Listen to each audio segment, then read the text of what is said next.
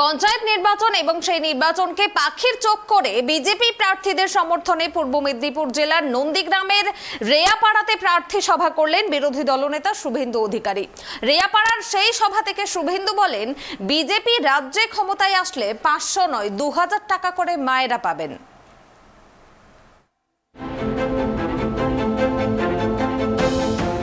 পঞ্চায়েত নির্বাচনকে সামনে রেখে বিজেপি প্রার্থীদের সমর্থনে পূর্ব মেদিনীপুর জেলার রেয়াপাড়াতে সভা করেন রাজ্যের বিরোধী দলনেতা শুভেন্দু অধিকারী।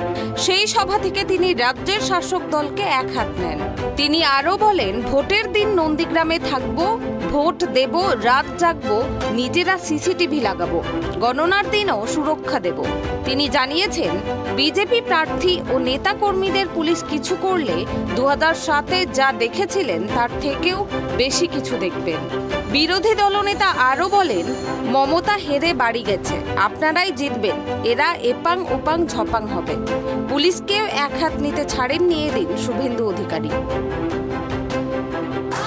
পুলিশ বাবুরা শুনে রাখুন, আমাকে যেমন আপনার পিসি ঢুকাতে পারেনি, আমার কেশাগ্র স্পর্শ করতে পারেনি।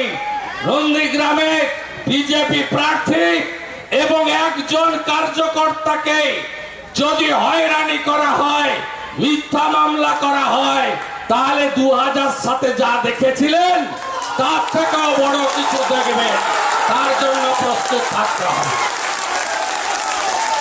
তাই মানুষের পঞ্চায়েত, দলহীন পঞ্চায়েত, আপনাদের আবাস যোজনার অধিকার থেকে সমস্ত উন্নয়নের অধিকার জনগণকে পাইয়ে দেওয়ার জন্য গ্রাম সংসদকে আরো গুরুত্বপূর্ণ করে জনগণতান্ত্রিক ব্যবস্থাকে মজবুত করার জন্য আপনারা 7টি অঞ্চলে সমস্ত 114টি গ্রাম পঞ্চায়েতের আসনে, 21টি পঞ্চায়েত সমিতির আসনে, 2টি জেলা পরিষদের আসনে ভারতীয় জনতা পার্টির প্রার্থীদের পদ্ম ফুল চিহ্নে ভোট দিয়ে নির্বাচিত করবেন, এই বিনম্র আবেদন করব।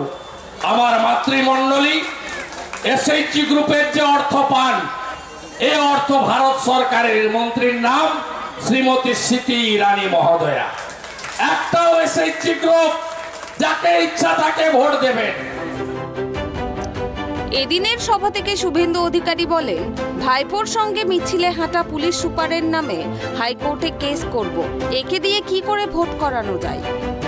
যদি রাজ্য নির্বাচন কমিশনকে না সরায়, তাহলে মিছিলে হাঁটা ছবি নিয়ে কোর্টে যাব আগামী মঙ্গলবার।